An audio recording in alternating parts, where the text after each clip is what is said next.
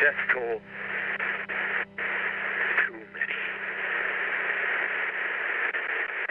I really wanted to ask the question, does Spec Ops The Line still hold up in 2026? Now, one of the biggest problems with this game right now is that it's been delisted from online stores. And this began back in early 2024. The game used to be on Steam, used to be on GOG. I mean, hell, even the PlayStation Plus membership used to have it. You could stream the game on there. But all of that has been revoked. You can no longer play it due to mainly the existing partnerships that they had with the music soundtracks. They basically expired, and that's one of the reasons that a lot of online games are delisted that are older, because these licenses that they had to use this specific music in the game is over basically, and so they can't keep selling it and making profit on it. If you want to play this today and you've never played it before, if you have like a PS3 or an Xbox 360, you could fucking get the game there and play it, and you could pick it up for like $20, and I've seen it even cheaper at like local video game exchange stores. Like I've seen it for like $12.99 or $11.99. So anyways, my point is that you could definitely get the game now, but it is a little bit harder if you're only looking to buy it online if you haven't already. Obviously, you could do other stuff and get the game. It's very cool. I finally was able to jump in, and I will tell you this, that I think the game holds up in terms of its story. I think the story so far, and as of the making of this video, I am on chapter 10 or 11, so I only have like 4 chapters to go and I'm done with the game. But so far, the fucking game holds up tremendously, again, in terms of the story and the narrative and the decisions that it makes you take, right? And one of the things that I've had kind of like just these discussions or these feelings about Modern Warfare, right, over on the Call of Duty scene, and how the stories have just been so subpar and so crazy, especially with this Black Ops stuff and the zombies and everything kind of going crazy, right, and over the top, that this isn't like mind-bending. This is literally setting you, Delta guys, some Delta Force operators that are elite, in this desert sandstorm with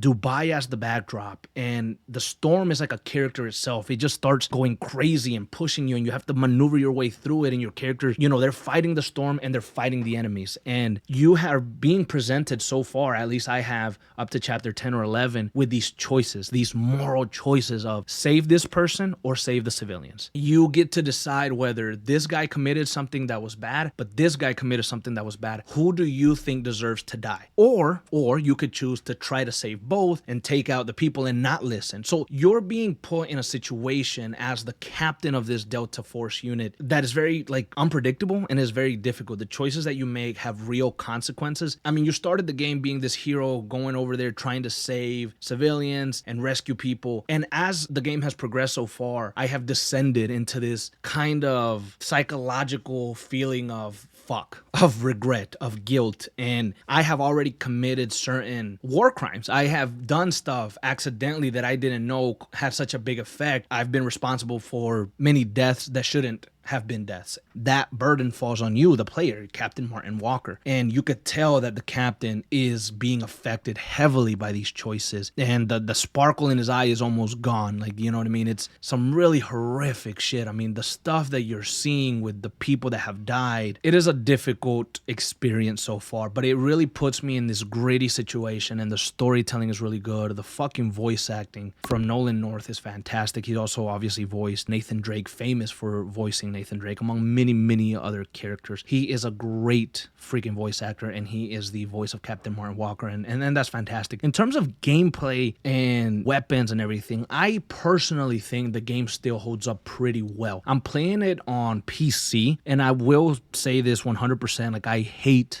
playing on PC. I have such a hard time just with the downloading and figuring the controls and trying to get my controls set up. It's always such a freaking hassle. Like when I play on the PlayStation or whatever, I can just turn on the game and it's already ready for me. I prefer it. I'm not saying one's better than the other. I just prefer playing on the PlayStation because it's easier for me. It's less user, control and management and stuff like that. So I wish that I was playing it on the PlayStation, but sadly I can't. So I am playing it on the PC, and I have enjoyed it so far. It's running pretty well. I have it on settings high. I think it works good. I think in terms of the graphics and everything, it looks good to me. The only thing that I have had some trouble with is like the turning of the characters. Like if I gotta move left and right, or if I'm sprinting and I gotta turn right, right? That feels a little janky. That feels a little older. It feels like from the time, and that could be just my like settings in terms of like sensitivity. Maybe if I up the settings, I would move quicker, but I feel like it just has not a lag, but like a heaviness when I'm trying to turn and sprint at the same time. Also, I have a little bit of a difficulty when I'm sprinting towards something and I want to vault. So doing like multiple things at once, that is a little bit harder. But overall, the shooting is normal. Like, I mean, the shooting, it feels like I'm just playing any regular first person shooter or any third person shooter. It feels like Call of Duty. Aim with L2, shoot with R2, throw your grenades with R1 and L1. It's very easy to understand the controls. So honestly, I do think that this story is worth checking out, especially if you've never played it. And now I know that my audience here is very first person shooter focused, and you guys like military stuff, you guys like Call of Duty, and I think most of you might have already played Spec Ops The Line, and there's probably a good amount of you also that has never played it for one reason or another, just never got into it. But I really do think if you enjoy Modern Warfare, if you enjoy things like MW19, you will enjoy this game tremendously if you've never played it. This is a fantastic standalone game. I know that there were rumors and suggestions that a second one was coming. We actually covered it in a Rockstar canceled video game that we did not that long ago. I'm interested to dive more into that after I finish the game. By the time you see this video, which I'm thinking is going to be during the weekend, I'm more than likely already done with the game, and I am heavy at work with multiple videos regarding Spec Ops The Line. It is a fun one.